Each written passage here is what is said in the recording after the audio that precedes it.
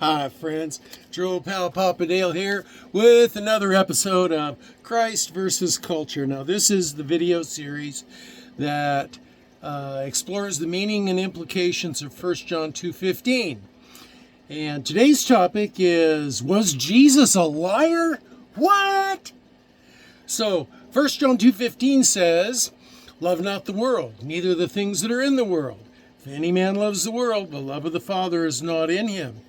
And so what that means, of course, the meaning, deeper meaning and implications of that are, get out of there, hair, are, holy smoke, look at that.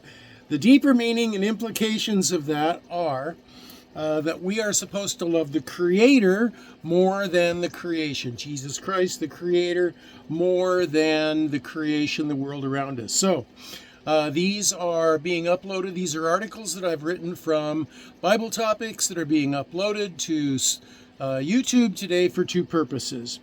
One, to educate the Christian community today, and to leave a body of education, a legacy for those who are left behind after the rapture. Well, who am I to even be doing this? Well, I'm Papa Dale, and I'm a retired pastor, teacher, theologian, evangelist, chaplain, businessman, done a lot of things in 50 plus years of service to the Lord Jesus Christ. And what I can tell you about that is that the Bible says that there'll be a lot of false teachers that are going to rise up in the world. And so you got to be careful about who you receive Bible teaching from. And so I've posted a video, Papa Dale Intro, on this playlist that tells a little bit about my background, schools, education, churches I've served, and so forth. And you can get a little bit of an idea of what I'm all about from that. Now, the main way that you tell whether a person is a true or a false teacher is listen to what they teach and compare it to what Scripture says. If it's congruent and consistent with the whole of Scripture, not just a cherry-picked verse here or a proof text picked out there, and then try to pound it together to make a doctrine, it's got to be true and congruent and with the whole body of Christ. So, here we go. Was Jesus a liar? What? You know, most people will say no, but then they'll say no, but they don't even know what he taught. Then they go to the individual teachings and they go, that's not true, but that makes Jesus a liar. So we've got to be congruent and consistent in what we see in the Scripture as well. Our individual, personal existence begins in the physical world. Everything we know derives from the awareness that we develop in that physical world. But this is only our embryonic stage. Like a baby in the womb, we can sort of get the impression that there is something happening on the outside, but we can't figure out what that might be. Now, we are unaware of the shallowness of our own understanding because we are very myopic beings at this stage of our development. We focus only on the simple things that most affect our own lives and in the near term, and which we can easily comprehend, things like food and water and shelter and family. We consider these things to be the real things, and deeper thinking to be presumptuous, meaningless in our lives, and even arrogant. We say those who think about such things need to come back down to earth and get a grip on reality. We are very immature beings with little to no knowledge of delayed gratification. We are children who think we know it all, but who truly understand very little. Now, because of this, most people just ignore anything deeper. Yet the greatest thinkers humanity has ever produced have realized and taught that the nature of reality has two parts, the physical and the metaphysical.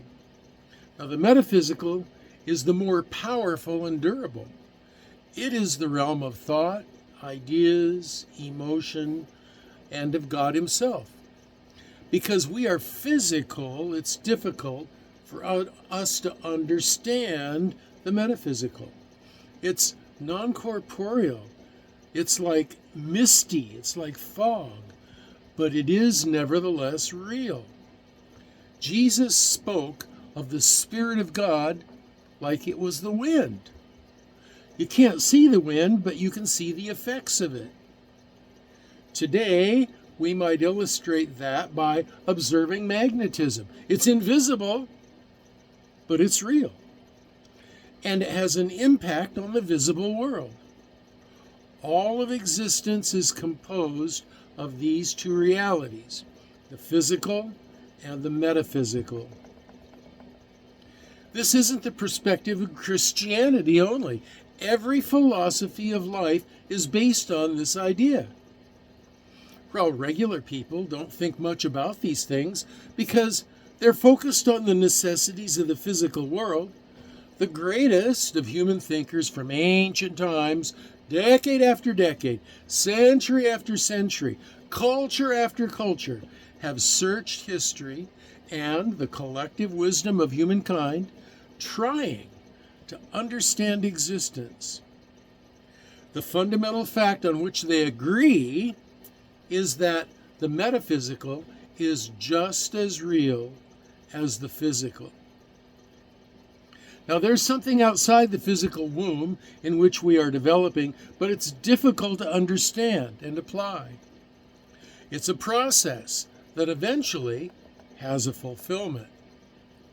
There are three questions that always arise in this discussion: questions of origin, purpose, and destiny.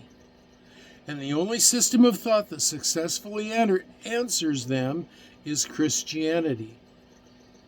It is validated by the history of God's self-revelation in Scripture, by the miracles and the prophecies leading to God's entry into the physical world in the person of Jesus Christ, and confirmed by him actually physically rising from the dead. Jesus claimed to be the biblical creator God, Yahweh, and he proved it by physically dying a horrible, torturous, and public death, by being buried 3 days and physically rising from the dead and showing himself alive to over 500 people who had watched him die. His promise to those who will trust him that his death on the cross pays for our sin and that we can then live in fellowship with him forever is proven by his resurrection. These things cannot be proven, quote unquote, like a math problem is proven. They can only be understood as historical proofs. Those are established in the same way that proof, quote unquote, is established in law by the preponderance of the historical facts. And by that measure, the evidence is overwhelming. And so it reduces to Jesus was either a liar, a lunatic, or the Lord. He was a liar if he said he was God, but he knew he was not. If Jesus said that he could forgive sins, but he knew he could not, he was a liar. If Jesus said he was preparing a home for us in the metaphysical world, but knew he was not, he was a liar. And he did say those things. Now, if he promised those things, which he did promise, and he thought that he could actually deliver on those promises, which he did, but if he could not deliver on those promises, then he was a lunatic. But he can deliver on those promises, and he is in process of delivering on those promises. Or the really, truly Lord, the Creator God, in which case he is either a liar, a lunatic, or the really truly Lord, the Creator God. In which case, this is the most important thing to know and live by in all the world. 1. Jesus is God, Yahweh, the Creator, the Divine. 2. He came to earth and was crucified, allowed himself to be physically put to death in human form. 3. He was buried. And 4. On the third day, he rose from the dead, physically rose from the dead, to show that he was Yahweh, as evidence, as proof that he had power over death.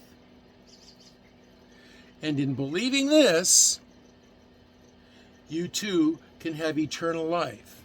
If you believe it dynamically with your whole heart and your whole mind and your whole soul, and you trust in those facts alone for your salvation, then you are born again by that process. You are born again in your spirit. You will live forever either way, but if you're born again, you will live forever with the Creator. If you're not born again, you will live forever in eternal isolation and quarantine from the Creator.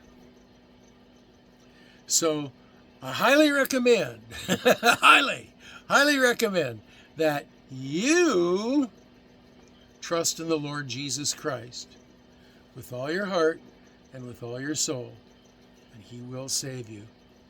Now, those are my final comments on Jesus. Was Jesus a liar? So you need to figure that out for yourself. You need to decide that. So those are my comments today for this topic. Now, down below, there is a comment section for you to be able to leave comments, questions, or prayer requests. And it's my plan to upload more videos. And if the Lord lets me do that, until that time, this is your old pal, Papa Dale, signing off and saying, I will be praying for you, every one of you, all over back there, everyone, that you'll be well, that you'll be blessed. In fact, I'm going to pray for you right now. God bless you.